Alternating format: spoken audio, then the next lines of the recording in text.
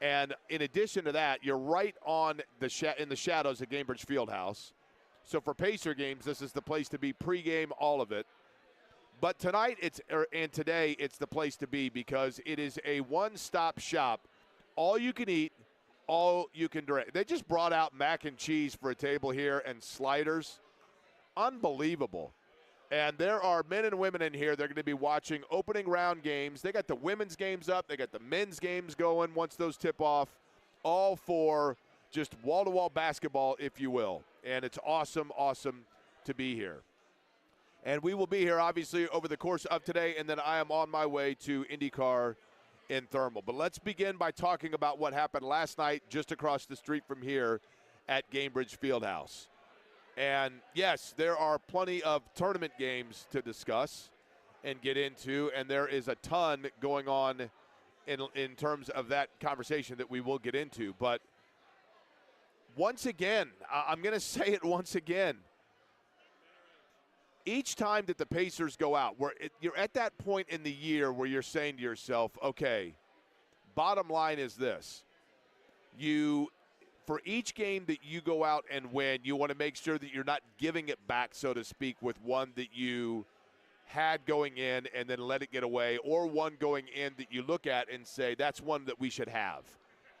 Last night, I think at the outset of that game, when you have Brooklyn coming in, and they themselves a team that, I mean, I'm not going to say that the Nets are in, shutdown mode by any stretch of the imagination, but let's face it, this is not a team that is contending within the top of the Eastern Conference. The Pacers are obviously in a situation where they've got to get every win left and remaining here that they can. And, yeah, they're shorthanded. They're shorthanded because Tyrese Halliburton is obviously the straw that mixes their drink. But last night, and this is what I love about it, you have a game where, I'm watching. I did not go to the game last night, so I'm watching a couple of different games. I was watching Arkansas and Kansas, and I'm looking at the Pacers score, and I'm saying, and I mean, it was on. But I'm looking at it going, okay, they're down 7, they're down 5. Eventually, they're going to have to just turn up the wick here, right? They're going to have to pull away from Brooklyn. There's no way that they can drop this game. And, I mean, the Nets come in, they're 23-46. Come on. And, yeah, you could see some of the fatigue from the Pacers. You could see just in terms of, and, yeah, I know they're playing, games obviously on the back-to-back. And you could see it. You could see it in the legs. You could see it just in their energy. You could see it in their shots not going down, essentially. But nonetheless, they put themselves in position. Now, let's begin with this. And Eddie Garrison, I will pull you in to give me the specifics because you were on it when, as the producer, as Mark Boyle had the call. Mm-hmm. What I saw was a bunch of guys getting superheated and going down, and there was a lot of pushing around and a lot of – and things got serious because not only was Jenny Boychuk in the middle, and I love the fact that, when a fight breaks out, she's in there hey, let's go, separating people and shouting orders. But when James Johnson starts to come across the floor, that's when you know it's getting real. And also, that's oftentimes when you see teams retreating. But take me through what happened that where tempers started flaring and everybody became bad boys. I think it was a little bit of a buildup of things, Jake, because Trendon Watford was hot last night for Brooklyn. He was knocking down shots, and there was a couple times where he was chirping at the Pacers bench and at Tyrese Halliburton, and Tyrese Halliburton was chirping back at him, and then they hit a three, and I think there was a time, or the Pacers scored, and then Brooklyn calls a timeout, and Nembhard's kind of standing there, and Trendon Watford's running back to get on defense, or to go back on offense, and then he kind of goes to push Nembhard, and Miles Turner takes exception to that and stands up for Andrew Nembhard, because after the game, Turner was like, "Yeah, man, that's not really cool. I mean, you're bigger and stronger than Andrew. There's no need for that." So Turner came in and defended him, and then next thing you know, one thing led to another, and we had a little bit of a scuffle there on the court, Jake, and you get Trendon Watford with double technicals, or 2 technical fouls, so he's automatically ejected. Somehow Andrew Nembhard picked up a technical and all that when he's the one who gets shoved and then walks away. So I'm not entirely sure what Tony Brothers was thinking there. I understand that Miles gets a technical and all that. I'm surprised Benedict Matherin didn't, because he was right there in the middle of it as well. But you mentioned James Johnson, Jake. It's like in high school when you throw the party because the parents are out of town, and next thing you know, the parents automatically show up out of nowhere. It's like, all right, kids, party's over, time to go home, and everyone just kind of splits and goes back to their benches. Yeah, I don't know anything about that. Although I will say this. The one time that I was at a party where the parents came home from out of town, it was at Chris Jordan's house, and I've told the story a billion times, but it's one of my favorite. All of a sudden, the parents come up the driveway, Eddie, and everybody's like, oh, my gosh. And, the parents are home, and people are jumping out of windows, and it was a one-story house, and crawling through the yard and spraying in 100 different directions. And his dad gets out of the car ready to kill Chris Jordan, and is just then in a stroke of brilliance because we had watched it earlier that night.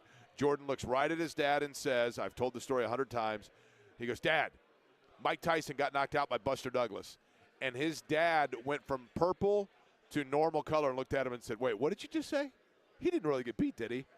and that gave us just enough time to clear the area. But, yes, James Johnson, you're right, when he arrives, all of a sudden the party's over. Okay, kids, nothing to see here. Everybody go back home. We're all good to go. But then what happened for the Pacers was there are two storylines there. The first is, for whatever reason, Andrew Nembhard of late is a guy that, and I kind of like it, he finds himself in the middle of these skirmishes, which is funny because Nembhard is, when he's playing, looks at all times like he's one aspirin from a coma.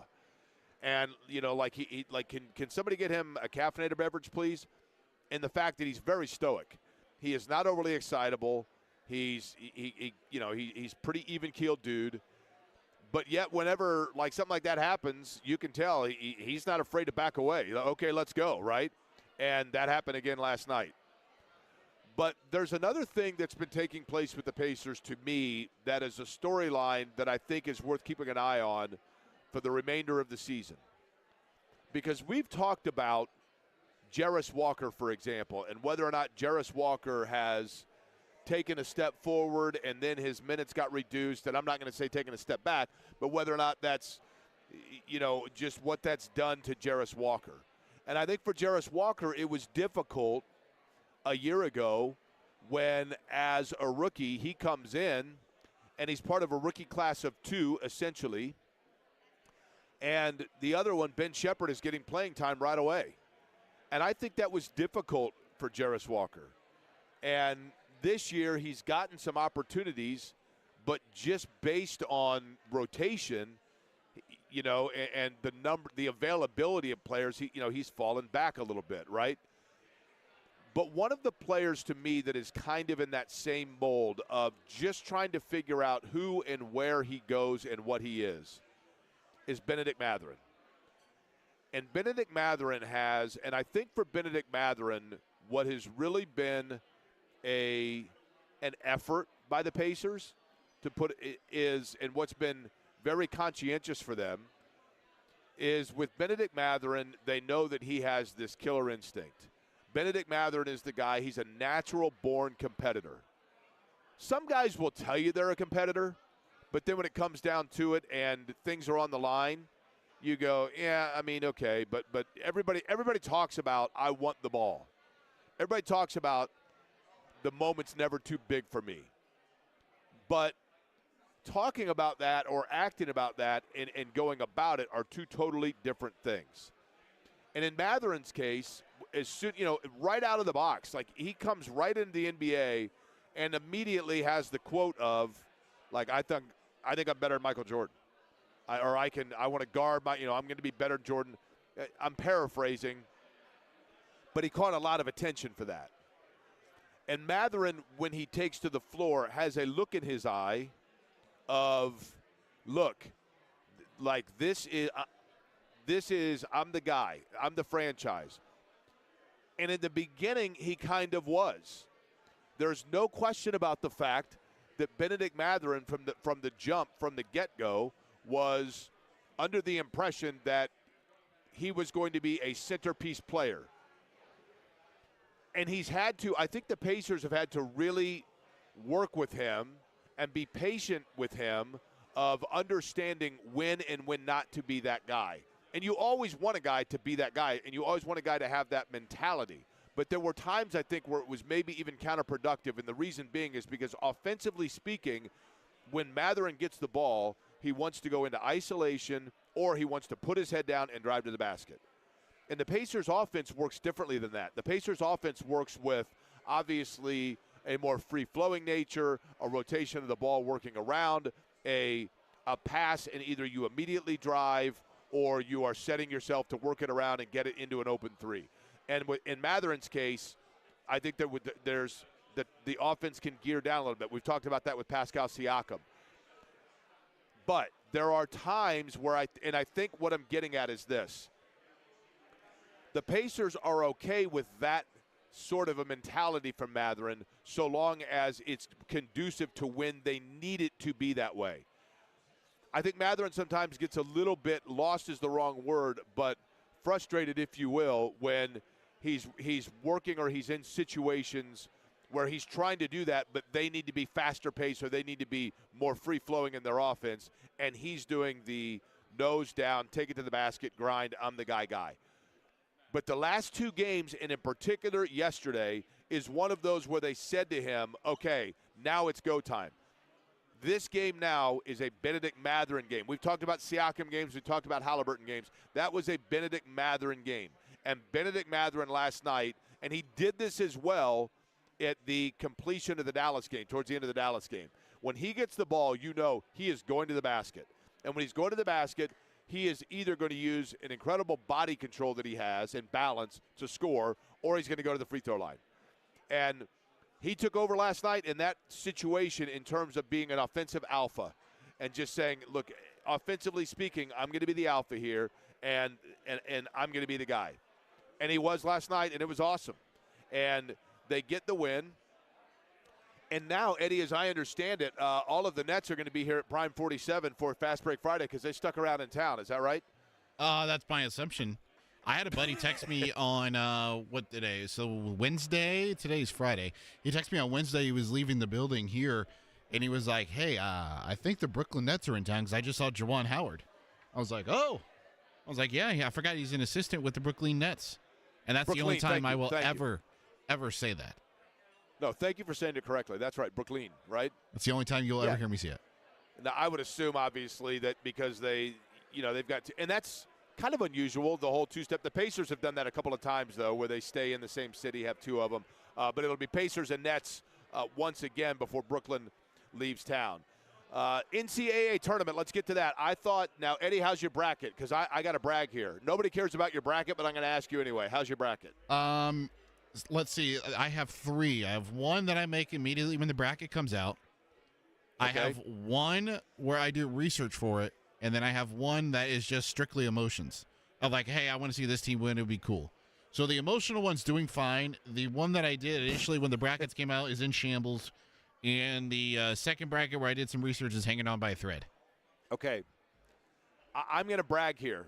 I have two brackets, I will tell you. I have two brackets. One is our station bracket. And the other is – actually, I have three. I take that back because I had two listeners that asked me to join their bracket. I mean buddies, but listeners that asked me to join and do their brackets. So I'm in three, and I'm in second place in one and first place in the other two. But we're only through one day. Nice job. And it was a day of mostly chalk, let's be honest, right? There were – I'm trying to think from a seeding standpoint, here were your upsets in day number one. From a seeding standpoint, okay? You have – obviously, Creighton over Louisville, but was that really an upset? I mean, Creighton's out of the Big East. It was a 9-8 game. I never considered 9-8 games an upset because, that's about as close as you can get for two teams. Upset number two would be McNeese over Clemson. And Will Wade is as shady as they come, but you kind of got to like the mojo of McNeese. Like those dudes, and that's what's fun about the tournament is when you get these schools – that come out and you're like, no, these guys can play. And they go out there, and Clemson, who had a really good year, but I think one of the things we're learning is that Clemson had a really good year in the ACC, and it's a down ACC. And you wonder, actually, if Duke is not going to be one of the number ones that gets upset. I don't mean like in round one.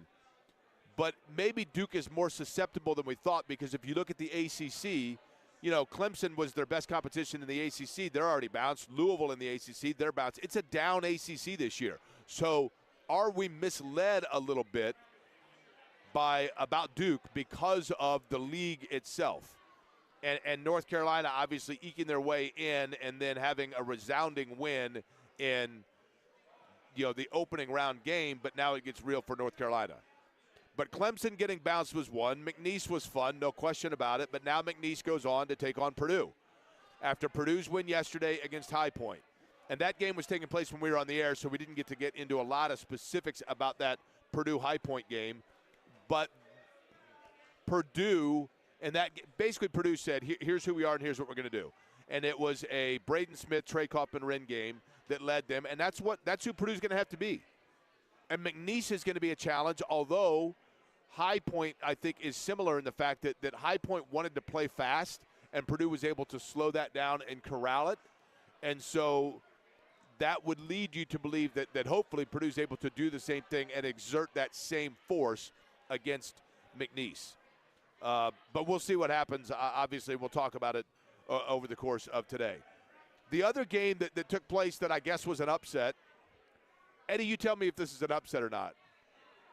But I said when the pairings came out, I think I said, I don't know, a week ago, the team that I would not want to face, the team in the tournament I would not want to face in the opening rounds, I don't mean like deep in it, but that I would not have wanted to draw.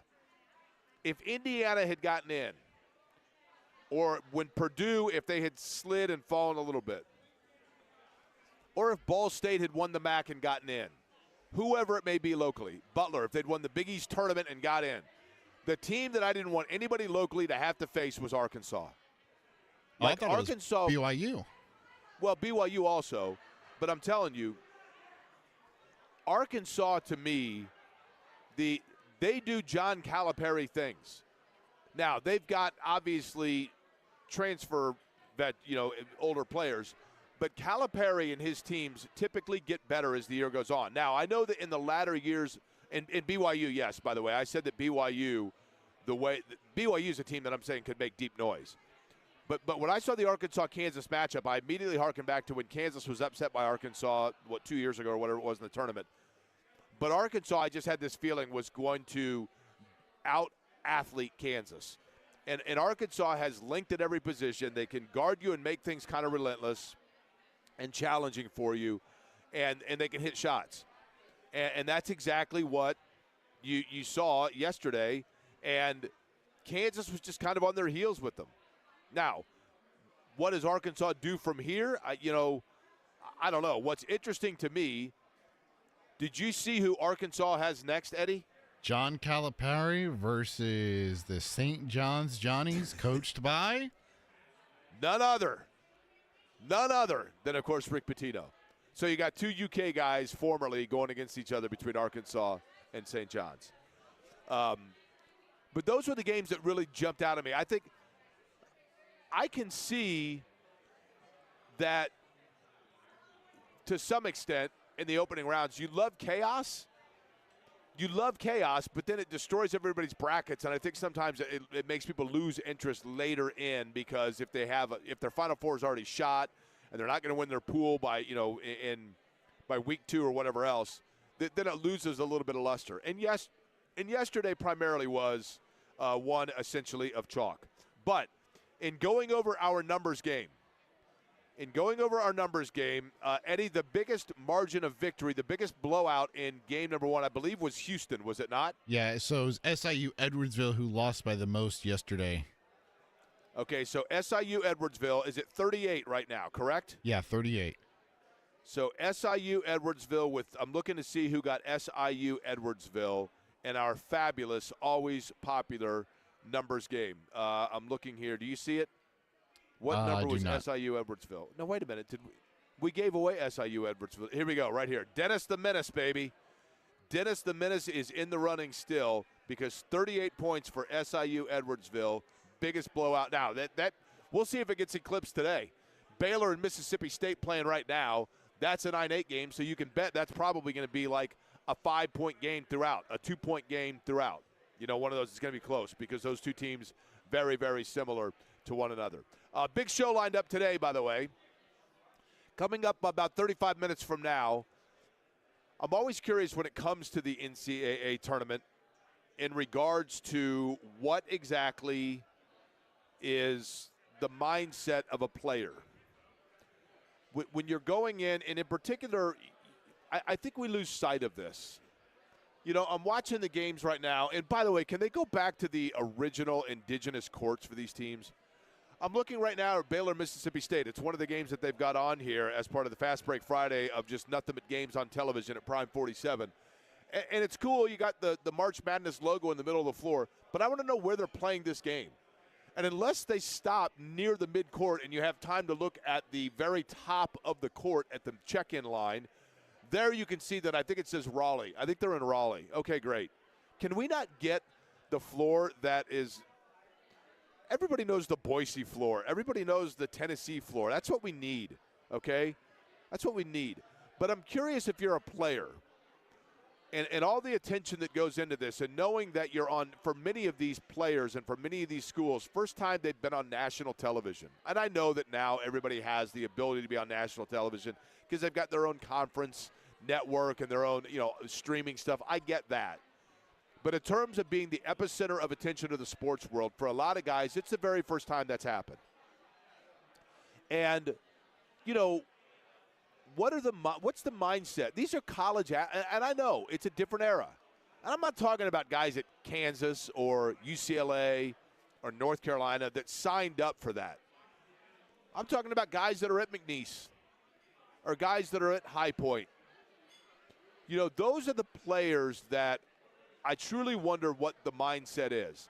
And some guys have the ability to make a name for themselves that lasts forever. Bryce Drew. And I know Bryce Drew played in the NBA and is a coach now. Lorenzo Charles, as we talked about at North Carolina State. Scotty Thurman when he hit the game-winning shot for Arkansas.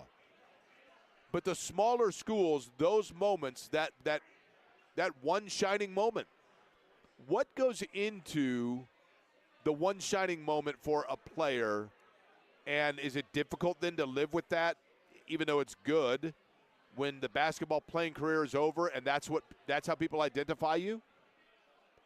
What's the mindset when all of a sudden you're playing in a game and you've been in a situation kind of off radar for the better part of your playing career? And I realize that we are in the anniversary week in an anniversary year, and by that I mean one of note, for a guy who made his name from a national standpoint and was introduced to the college basketball sphere from a national standpoint. And then I found out that there was a seismic, life-changing event that took place for that player, and all we know of that player in terms of what he did and where he broke through is one that we still consider to be frozen in time. But for him, life went on, and also for him, life changed drastically even before he took to the court. And I reached out to that guy yesterday and said, man, I'd love to talk to you more about it. And he said, absolutely, let's do it. And so he's going to join us at 1 o'clock today. We'll let you know who it is, and he will join us at 1 o'clock today. Plenty to talk about in college basketball. We'll take a look back again at the Pacers last night and what other ingredient and trick up his sleeve did Matt Painter have against High Point yesterday that he's going to need again against McNeese. We will tell you exactly that when we come back to this Fast Break Friday at Prime 47 Friday edition. Query & Company on the Fan.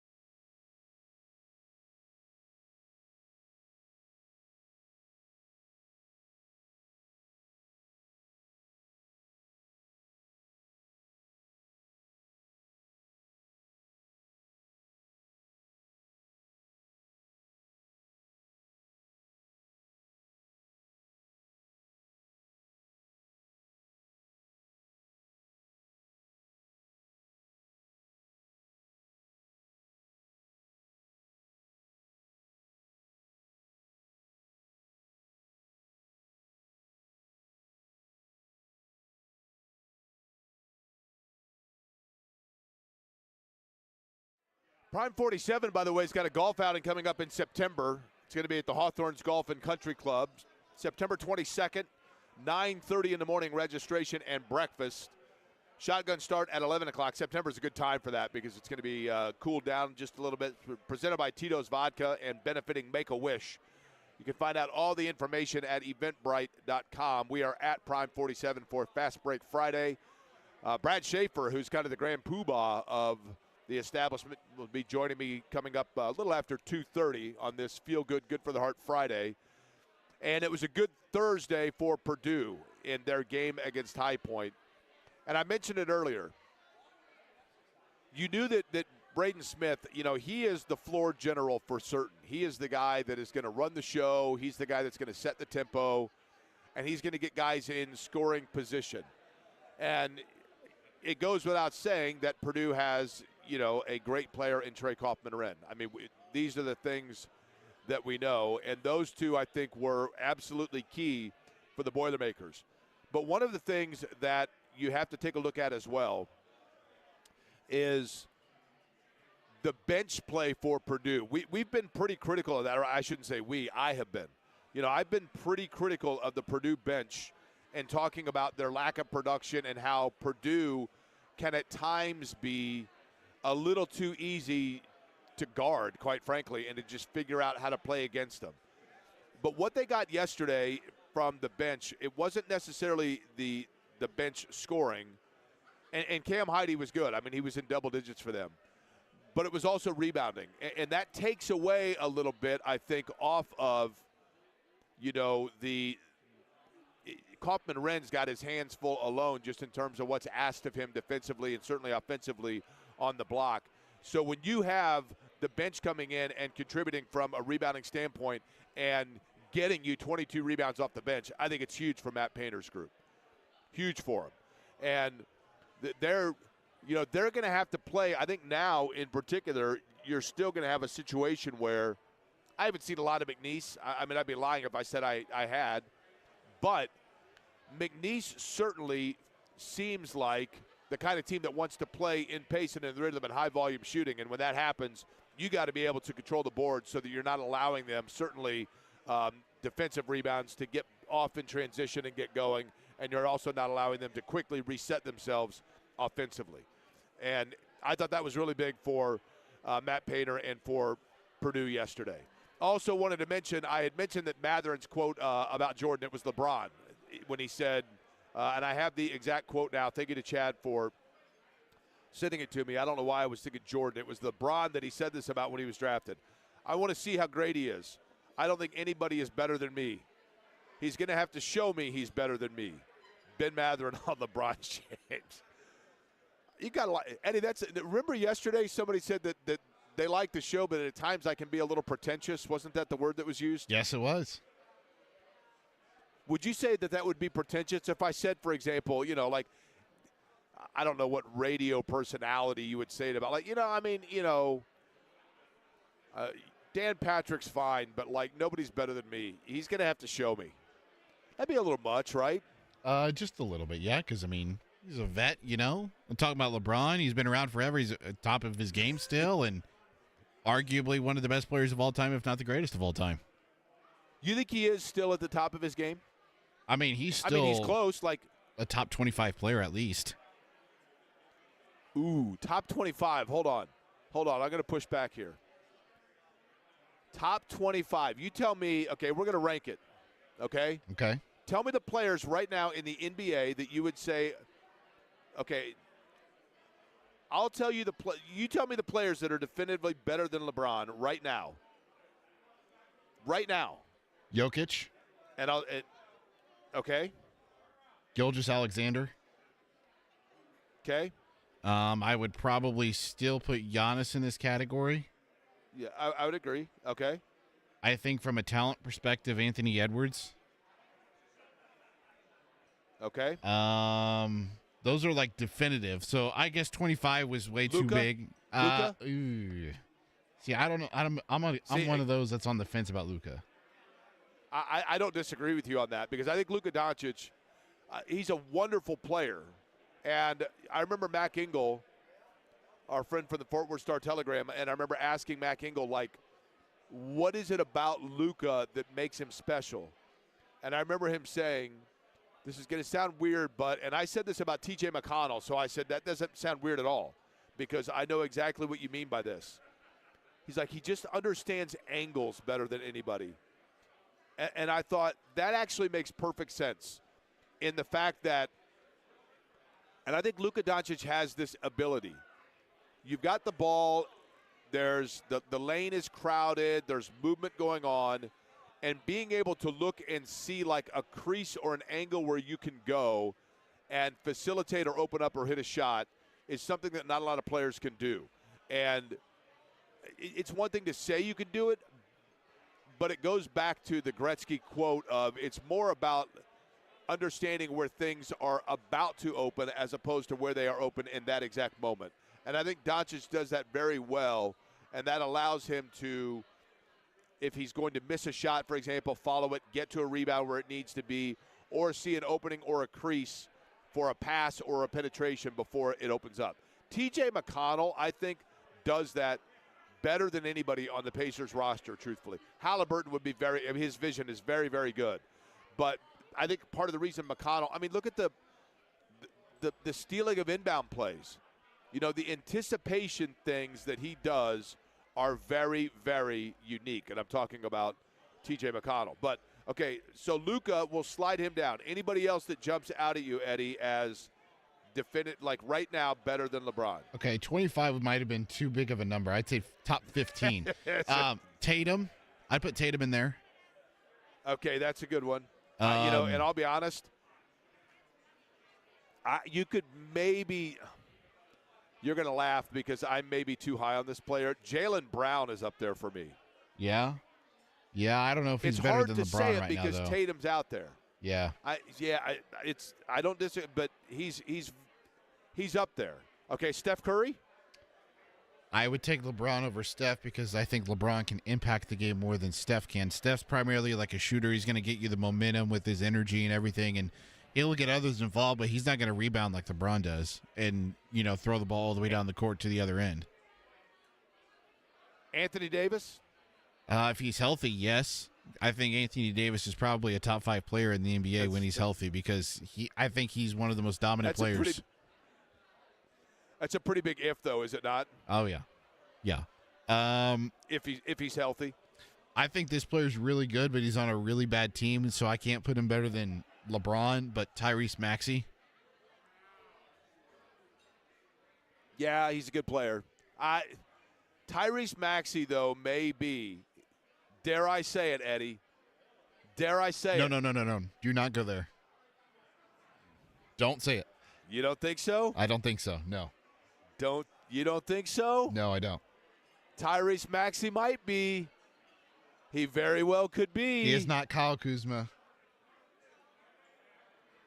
A 2025 guy. Could he be? Baylor and Mississippi State neck and neck right now. That's the game that is on here at Prime 47 as part of Fast Break Friday. And I'm telling you, you can probably hear in the background. This is awesome. They're bringing out. They just brought out for the table next to me, a plate of sliders. They got the mac and cheese. It looks unbelievable. Not to mention some of the fabulous well drinks they have here. All you can eat, all you can drink, all day for the Friday of the opening round of the NCAA tournament. There is absolutely nothing like it. Nothing like it. And the tournament creates these sorts of memories. One person who created a huge memory in tournament lore going to join us 20 minutes from now on this Friday edition, Query and Company.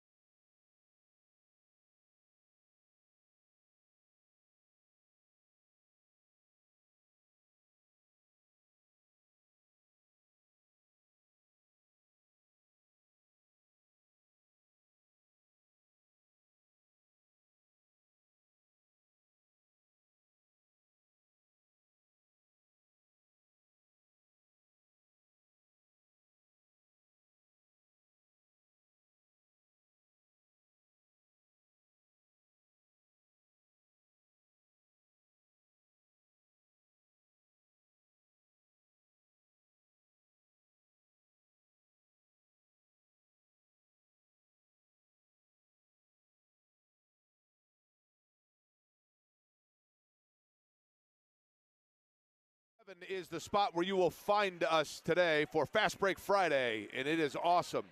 All you can eat, all you can drink, games going on. And again, Prime 47 is always the spot right here in the shadow of Gamebridge Fieldhouse for pregame festivities.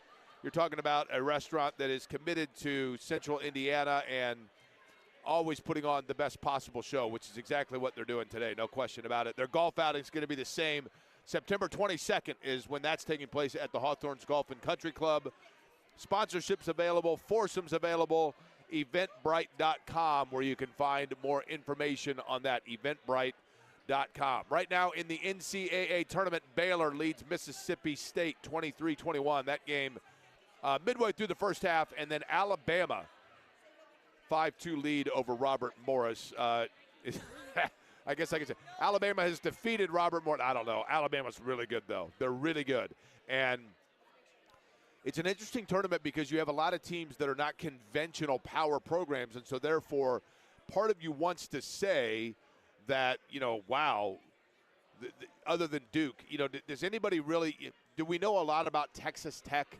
Do we know – obviously this year we've seen a lot of Auburn and Alabama, and I think we know enough about Bruce Pearl now. I mean, he's no stranger to taking Auburn deep into the tournament.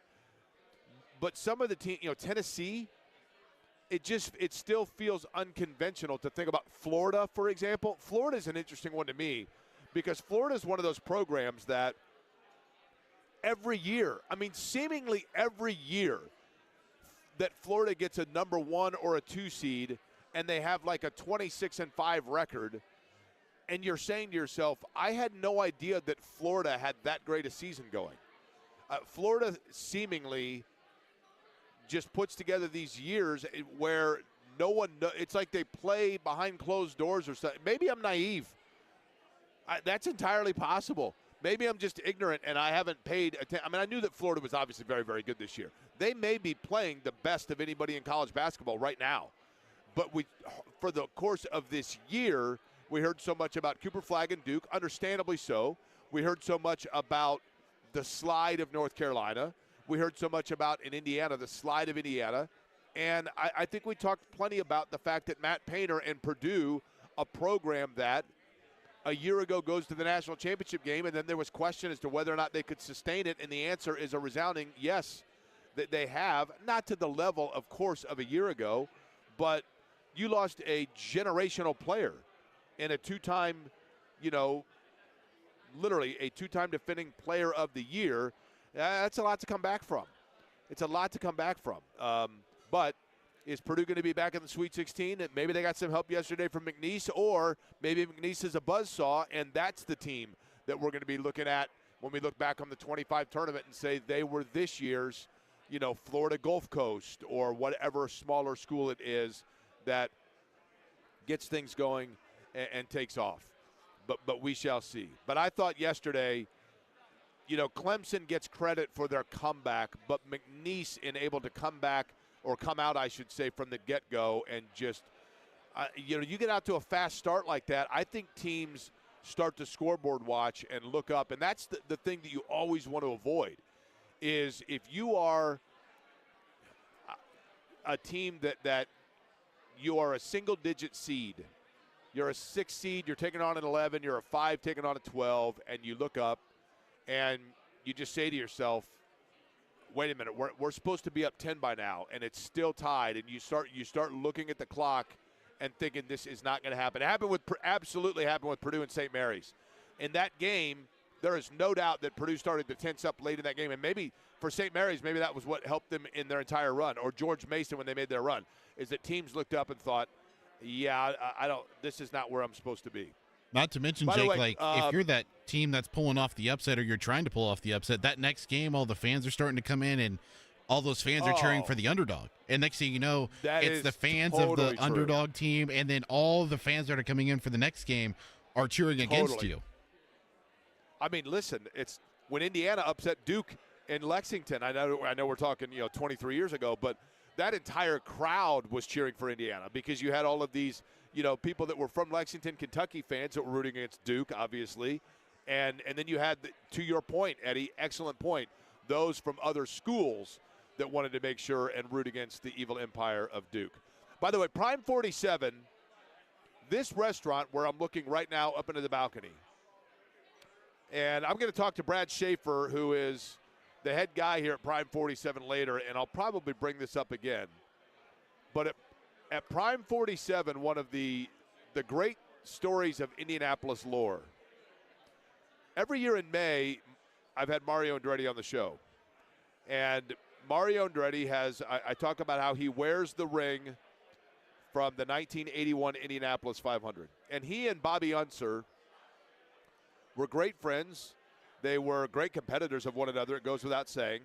And then the 1981 Indianapolis 500, where Bobby Unser was declared the winner, but then it was determined that he had made passes under the caution, and so they then presented the winner's ring to Mario Andretti.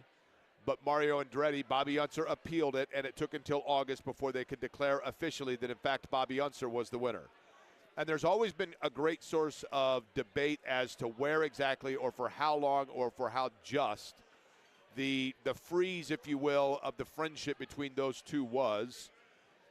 But the beginning of the thaw of that freeze and the rekindling of their friendship and the hatchet being buried, if you want to go to that extreme, happened right here in this restaurant, and it happened right upstairs a couple of years ago when Steve Shunk, who runs public relations for Borg Warner and had done so for IndyCar and is one of the most loyal people I've ever met when it comes to friendship, and he is great friends with Parnelli Jones. He's great friends with Bobby Unser and great friends with Mario Andretti. And he had a dinner for the 50th anniversary of Parnelli Jones' Indy 500 win. They held it right here at Prime 47, and it was Bobby Unser, it was Steve Shunk, and it was Parnelli Jones. And Mario Andretti, as he often does when he's in Indy, came into Prime 47 for dinner and noticed that those three were there. I'm sure he was aware, and sat down with Bobby Unser, and they started talking. And thankfully and rightly, their friendship was rekindled and any freeze was thawed, which, of course, Bobby Unser ultimately, passing away, but doing so knowing that, in fact, his friendship with Mario Andretti was back to what it should be and always was. But it was Prime 47 that helped facilitate all of that because the waiter saw what was going on and made sure that Mario knew that those other guys were here, although I'm sure he was well aware. It is March Madness. It is the time for March memories. One guy who is a legend in Indiana basketball in terms of the high school ranks, played for the most tradition-rich program in the state of Indiana, and in addition to that, created a very special March memory that has an anniversary upcoming, and it happened during a week of a very special time and a change in his life. We'll talk to Chandler Thompson, and we'll do it next.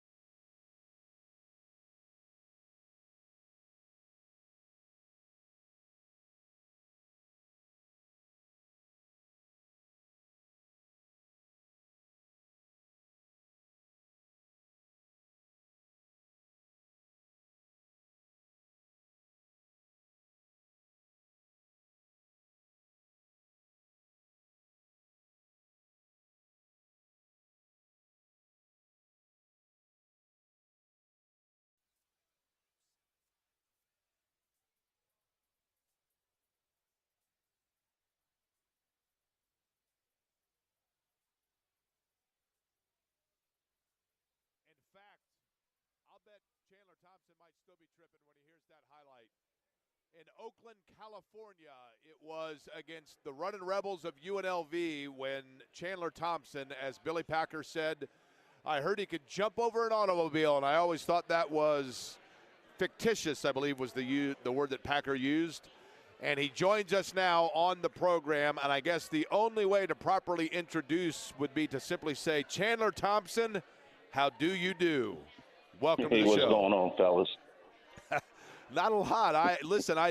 I realized we were talking yesterday, and whenever I think of March Madness and just, so much of this tournament is made by not what happens in the Final Four, not what happens with national championships, but those special moments that just last forever.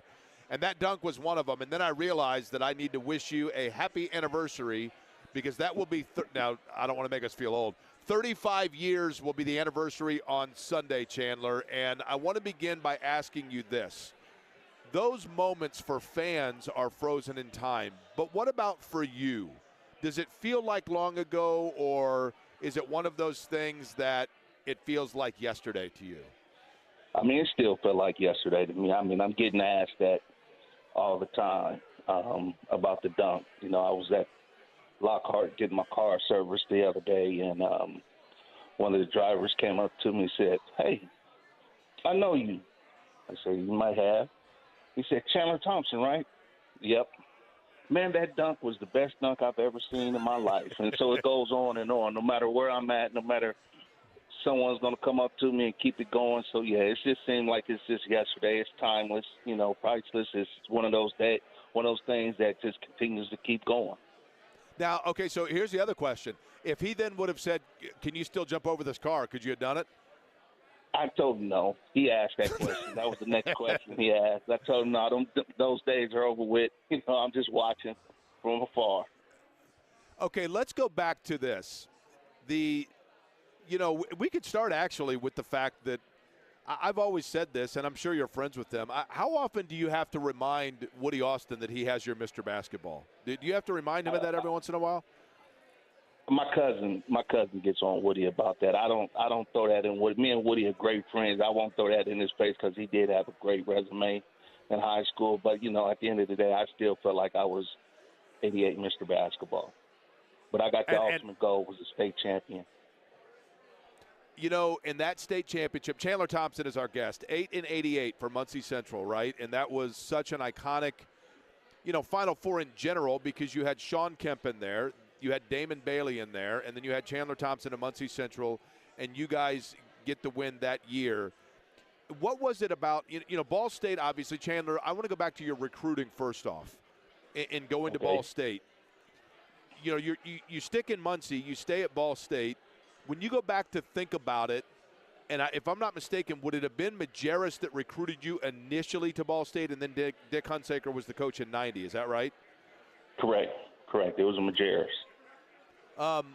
You were, and I'm going to use air quotes here, undersized for the style of play and where you played. You might have been deemed maybe in high school undersized, and I mean it as no disrespect to Ball State, but why Ball State as opposed to Sean Kemp going to Kentucky, Damon Bailey going to an Indiana, etc. I was heading to Purdue. That was my choice. That was my college of choice. We had talked Gene Katie.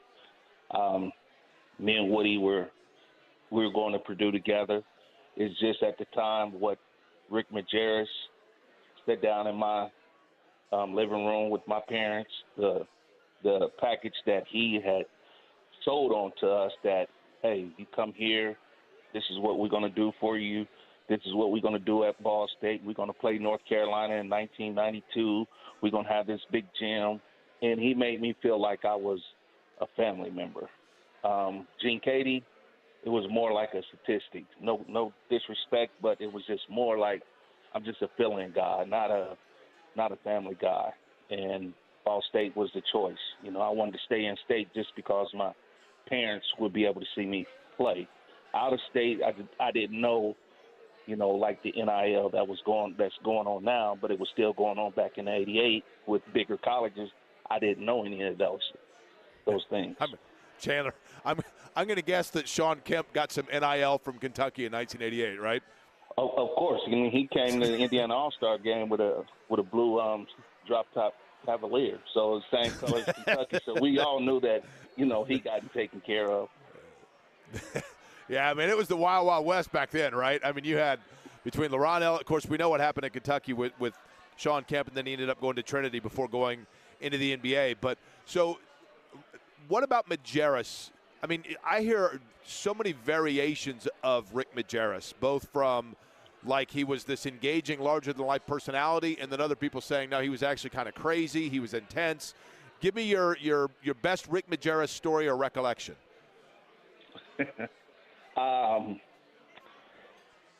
I was during my senior year at Muncie Central. Me and one of my friends went and watched Ball State practice, and during that time, he had one of the players. I don't know what happened at the time, but he had this player running around the court with dumbbells for about an hour and a half, and then afterwards, the guy ended up quitting the team the next day. I was like, "What happened?" And he's just like he wasn't doing what he's supposed to do, and that was the way Rick wanted to get that guy out because he had other players coming in. But he wanted to see if he was going to last. If he lasts, then, he'd keep him on the team. But he ended up quitting the team. So it was like a reality show. Every day was like it was like Survivor, right? Yeah, with him, without a doubt. I mean, my freshman year, he had us all sit down. At the time, was in ball gym, so he had the wrestling room off to the side, and he had us all sit down in the room, and it was mid-quarter, so we had to go over our grades. He set everyone down. He went one by one and told everybody about their grades, and the ones that were doing bad in their grades, he told them, he said, "You're not going to be nothing. You're going to be a gigolo. You're going to be a grocery guy that's going to stack cans in grocery stores for these people. You're not going to do." He went on and on. He didn't hold back at all. He was one of those guys that told you like it was, but he was also there to help you to achieve whatever goals you was trying to achieve. A lot of people said about, and I hate to turn a Ball State conversation into Indiana, I guess. People accuse me of doing that a lot. But, in that era, one of the big coaches obviously was Bob Knight. And people would often say about Bob Knight, you didn't know whether you loved him or hated him. And it probably depended on the day, right? With Rick Majerus, were there days you loved and hated him? No, it was all love. Everyone who played for Rick Majerus, we all loved him. I don't think anyone except that one person had a bad story about Majerus. I think even the guys who didn't play, they all had something positive to say about Coach Majerus. The late, great Rick Majerus, of course, who had coached at Marquette and then went to Utah, went to the Final Four at Utah. I mean, great career for certain. Chandler Thompson, our guest, who was the star of Butler's team back in 1990. Chandler, it's interesting, that 1990 team, I can say Chandler Thompson was the star, but you guys had good players, and there were a lot of them, and it was I thought it was it truly felt like a true team of guys that, you go in, you knock out Gary Payton and Oregon State, you knock out Louisville, and then you give UNLV everything that they can handle. When did you realize in that 1990 season that you guys had something special?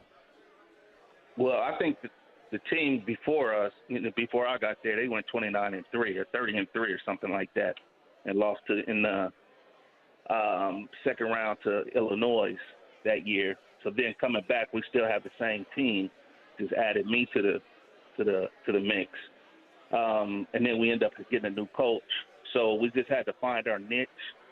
Once we found that niche in the conference, it was just smooth sailing after that. You guys, so you get into, as I mentioned, you get to the Sweet 16, Chandler Thompson, my guest, and you take on UNLV. That Vegas team was loaded. They ended up beating Duke handily, the biggest margin of victory in championship game history to that point in 90 in Denver at the Final Four. And they were, Anderson Hunt and Stacey Augmon and Larry Johnson and George Ackles, and, they were loaded. You guys gave them everything they had to handle, and that was the game of the dunk. And, Chandler, I didn't realize this till you told me this yesterday. You had a life-changing experience happen for you even before you guys left to go to Oakland that I would have thought would have made it difficult to even focus on basketball. Take me through that. Yeah.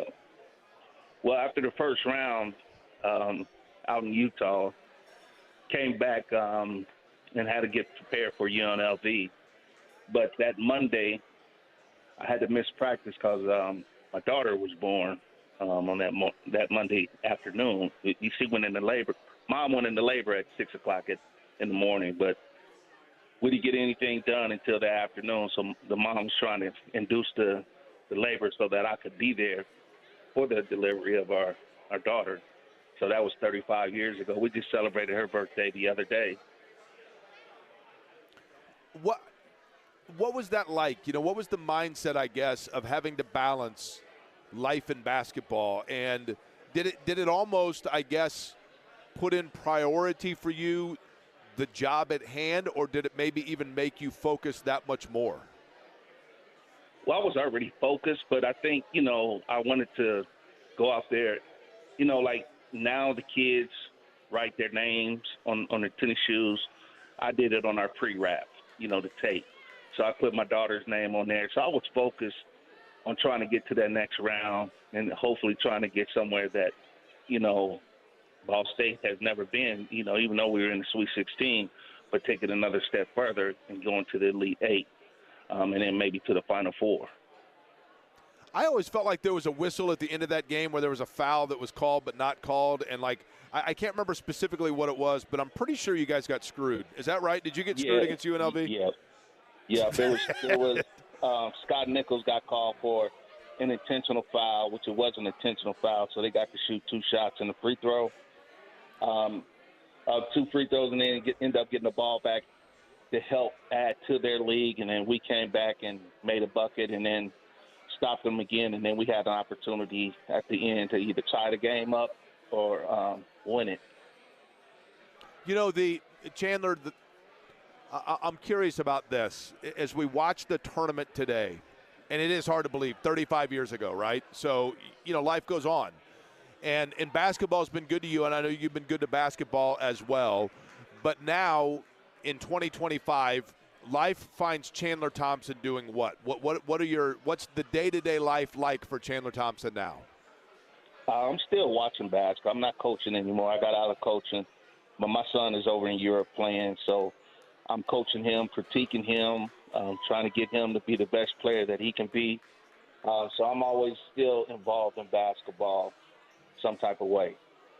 Was there a challenge, and I think we might see this for young people, or in your coaching, for example, did you ever, I guess, talk to kids about exactly this? And that is, the reality is, Chandler, that moment, that tournament, that run in 90, if you wanted to, for a lot of guys, 10 years later, 20 years later, whatever, they would still be making that their identity. But you've been able to, through working with people, through coaching young people, you've been able to go beyond that being your identity.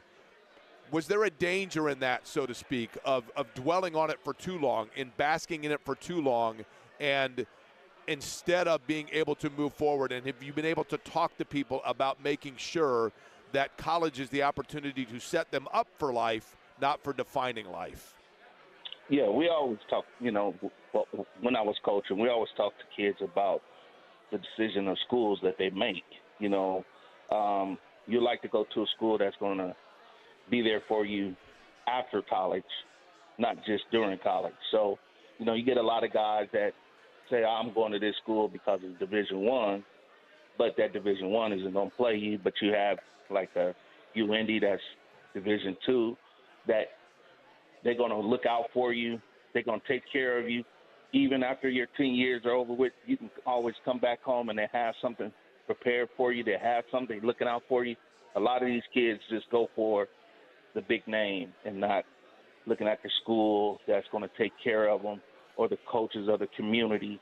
And for me, and I think our team, the community of Ball State, Muncie, continue to look out for us if there was anything that we ever needed. Like, we were down and out on something, if we needed a job back at home, I'm sure someone would come up and find a way for us to get on. And I think that only happens if you did what we did at Ball State. But like for Las Vegas, UNLV team, I think any of those guys, if they get down in there, they can get something in Vegas and just live out there, I'm sure they could be well taken care of. By the way, have you ever, I have no idea, like if your paths ever crossed with some of those Vegas guys, have you gotten a chance to talk to them about that game since that game? Well, me and George Ackles, we were on the same summer league team in Milwaukee, so we talked, and he was nervous about that game. He said, you guys were the only team that challenged us because you wasn't intimidated by us. We had fifth-year seniors, and we were a senior-led team, so none of us were afraid of what they were throwing at us. You had Moses Scurry, who tried to intimidate everybody that he played against, but none of our guys backed down from him, and that's what he was talking about, how well prepared we were playing against them. Chandler Thompson, my guest. By the way, we're at Prime 47. It's Fast Break Friday here for the NCAA Tournament Aquarium Company on 93.5 and 107.5 The Fan. Chandler, I want to go back to you mentioned Sean Kemp, the All-Star game, Woody Austin. I'm under the firm belief, and maybe you and I are just the two old guys at the end of the Muppets when I say this, but I really do believe that the late 80s and into the early 90s, and I graduated high school in 91, but to me, that was like the golden era of Indiana high school basketball talent between Sean Woods, yourself, Sean Kemp, Damon Bailey, obviously, Greg Graham in the area, Pat Graham in Southern Indiana. I mean, it just goes on and on and on. I'm assuming you guys had to have swept Kentucky in the All-Star games, right? Yeah, we swept them. Yeah, we swept them. I was going to say, give me the 3 to 4 best players of your era, high school-wise. High school, of course, Sean Kemp and Woody. I'm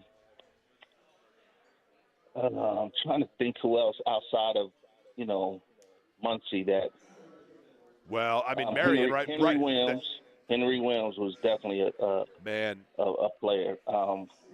Rest in peace. But that guy was one of the top-notch guys that played here that a lot of people don't know about. Ben Davis played at UNC Charlotte and had a long career in Europe, right? Yep.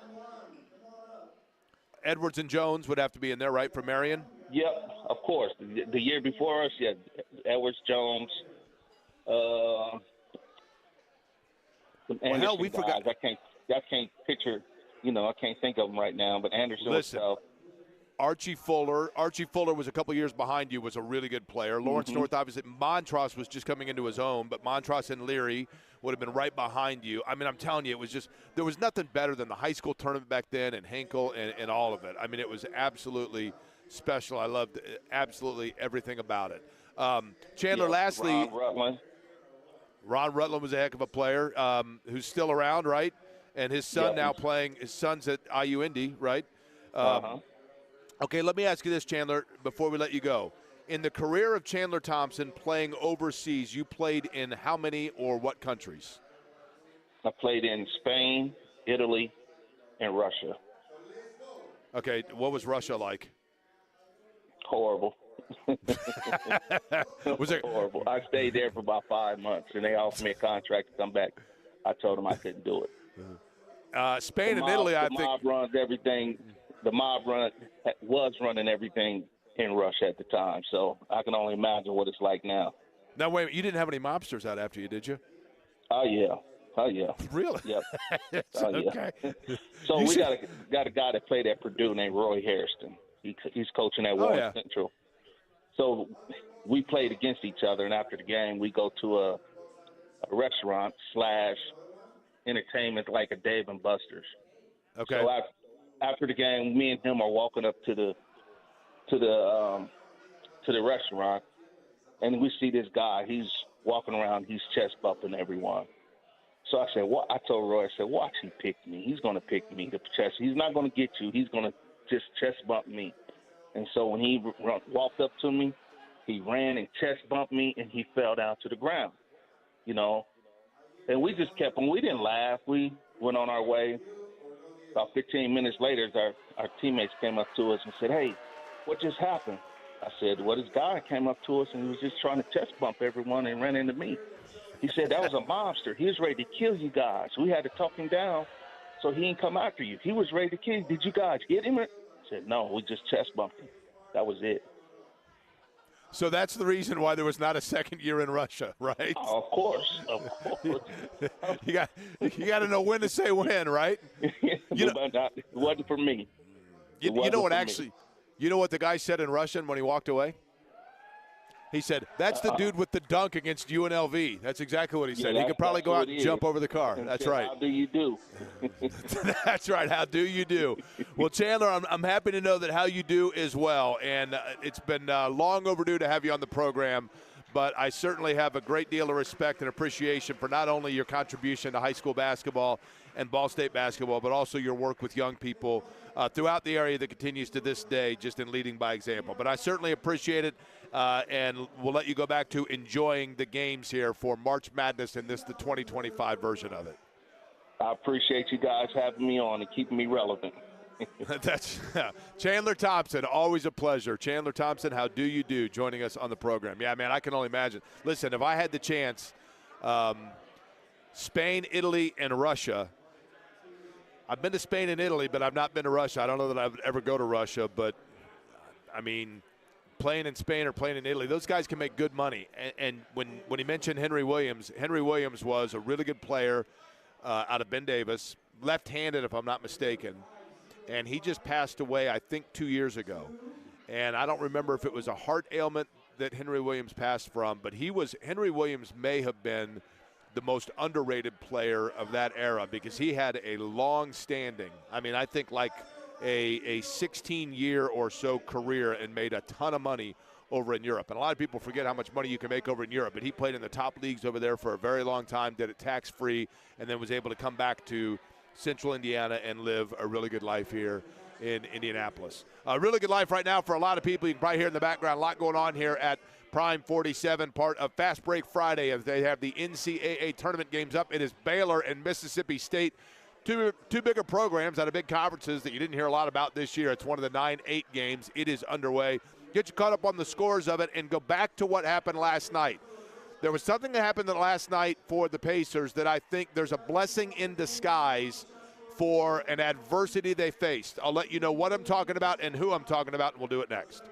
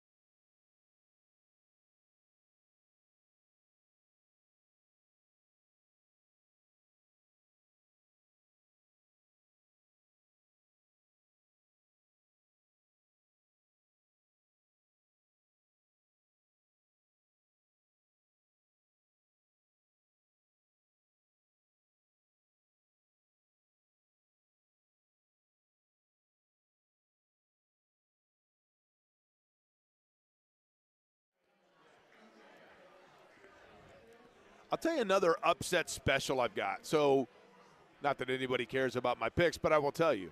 I had this weird feeling about there were Creighton and Louisville. I don't think that's really an upset because Creighton's out of the Big East. McDermott's an established coach. So that one I wouldn't say so much. But I had a feeling about Arkansas and Kansas. I don't even know that that's really an upset. Kansas had a down year. Flory Badunga and Bill Self was very complimentary of him. But Kansas feels like one of those teams now that it's way up or way down for them. They're kind of hit or miss. But Colorado State and Memphis later today. I wouldn't want to face Colorado State. They barely got in. And Memphis has had a good year. But there's just something about Colorado State. I don't know. Like, I've got a weird feeling that 5-12 games are always tricky for whatever reason. And Colorado State, I've had this weird feeling all day that Colorado State was going to pull an upset in the opening round.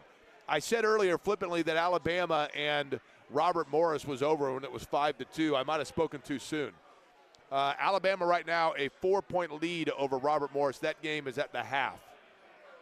Robert Morris out of the Horizon League. They punched their ticket right here in Indianapolis to go to the NCAA tournament. They are down 4 to Alabama. That's a program in Robert Morris, by the way, that would be a great story, not just because they would be a 15 seed pulling an upset and knocking out a 2, but they had to basically completely revamp their roster.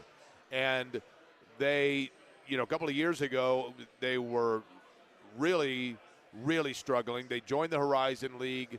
They had to work their way just into the top of that league, and they have been the surprise team. They were picked, I think, 8th or 9th by most in the Horizon League, but here they are representing the Horizon League and trying to do what the Horizon League did a year ago with Oakland and pulling off a first-round upset. Baylor is a 37-32 leader over Mississippi State. That game also is at the half. Last night at the Fieldhouse, Pacers getting a win over the Brooklyn Nets. And little skirmish, little scuffle. No Tyrese Halliburton. Eddie, do we have a timetable on an expectation of where things stand for the return of Tyrese Halliburton, or is this going to continue and probably be for the remainder of the season until you get into the postseason, a game-by-game situation? I'm not really sure what the timeline is here, Jake. Remember when we had Scott Agnes on the program on Tuesday? He kind of wondered if, the Pacers would rest him against against Dallas 2 nights ago just to buy him an extra day of rest. And maybe they're looking at this upcoming schedule. You have 3 games against 2 teams that are tanking, and they have made it pretty much aware by the way they handled themselves at the trade deadline and just how poor they have been playing as of late between Dallas and Brooklyn, that you can buy some extra rest and you can get Tyrese some time off of his feet, rest that back, and let it heal up just a little bit. So I would assume that he's either going to be rested again on Saturday or he'll be back on the floor on Saturday. But if he is out again on Saturday, then I think I am raising my antennas a little bit, and I am a little bit concerned about just the status of his back moving forward as the season winds down and we start getting into the postseason. Now, the one, I guess, blessing that comes with that, obviously there's a curse in losing a guy like Halliburton because he is the guy that makes things go for them, and he is, without question, their best player in terms of facilitating for everybody else. When Halliburton is doing Halliburton things, it's very difficult to say that he's not only their best player but their most important player. Sure, Siakam is tremendous, and Nembhard hits big shots, and Miles Turner last night. We haven't even talked about the Miles Turner block that basically was the game-winning block. I mean, that sealed things for them. There is a lot to absolutely love about from different areas what different people can do, but not having Halliburton in the game changes the complexity of how the Pacers play and who they really are. Do they win that game because of Trendon Watford? You mean because of the scuffle and waking everybody up? Yeah, because they look dead in the water, and then that happens, the crowd is back into it, and the team looks re-energized a little bit. I don't disagree with that, Eddie. I think that's fair because, when I went out last night for dinner and to watch. I did not go to the game last night because I had other stuff that I had to do. And then I went out to get something to eat, and the game was on. But, the tournament was on. And everybody's paying attention to the tournament. And the Pacer game was kind of like this after this background noise. And then when that fight happened, all of a sudden you hear everybody starting to kind of chant, and, everybody's getting fired up. And it woke the crowd up where I was, right? And all of a sudden everybody that's paying attention to the game. I think it's true of the team. I think they were kind of sleepwalking their way through, not necessarily out of lack of discipline, but rather out of necessity because they were worn down from, the night before perhaps, right? And so, yeah, I think that lit a fire under him, right? And the guy that it lit the fire under, and this is what I talked about with the blessing, I think for the Pacers, the thing for the Pacers is a guy like Matherin needs his moments where he can flex his muscle and show that he can be a guy for them that can, in any situation in the postseason, you're going to have multiple ways in which you have to win games. And when you are in particular, a 7-game series, every series takes on a life of its own. And the way that teams guard you and play and the variation of the way the style of games are played in a 7-game series, you oftentimes need to find more than 2 or 3 different ways to win. And that means riding the back of different players throughout the course of a series. And while I know that he is a guy that has had the mentality of being I will put you on my back kind of guy in Benedict Matherin, I think the thing for the Pacers that has been a concerted effort and maybe at times a challenge is to get Benedict Matherin to understand that there are times that they need that and other times where the thought of that facilitates and frees up for other players. But when Matherin is a guy that when he gets the ball, there is definitely a locked-in, I'm going to the basket and I'm going to score mentality. He is not I'm going to set up a dribble shot and then score. He is not I'm an outside shooter that will allow me a first step kind of guy. He is a guy that when he gets the ball, he is going to the basket, he is going to the rim. And come hell or high water, he's going to score. That's wonderful when he is the guy that you're riding.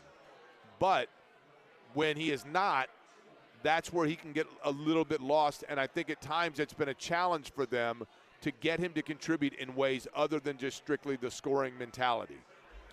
He has gone through now, I think Matherin has, as the maturation of his game has gone, he has now learned that when those opportunities present themselves, he is able to be that scoring guy, but it doesn't have to be every night, and he may at other times have to do other things to help without having to be the bulldog guy. But he has a bulldog in him. And there may not now the next step to this in his game is going to be to have him be that guy when Halliburton or Siakam are on the floor and having those guys defer then to him as a scorer. I don't know that that ever happens in totality. But if Halliburton's being taken away or Siakam's being taken away and then Matherin goes on the floor with those 3, I mean, the point of him between starter and reserve and balancing all that, they have worked their way through. But what you saw last night was a guy that when they needed it and the game was on the line was fully capable, fully comfortable, which is the other aspect of it, of saying, give me the ball. Give me the ball because I am going to be able to get baskets for you to keep you absolutely 150% in this game. And he did it last night. I thought Eddie last night, if you consider all things about him, that might have been, I don't know if I'd say his best game of the year, but it was about as good, I think, as you can get from Benedict Matherin in that situation. And that dog mentality of get the hell out of my way was what they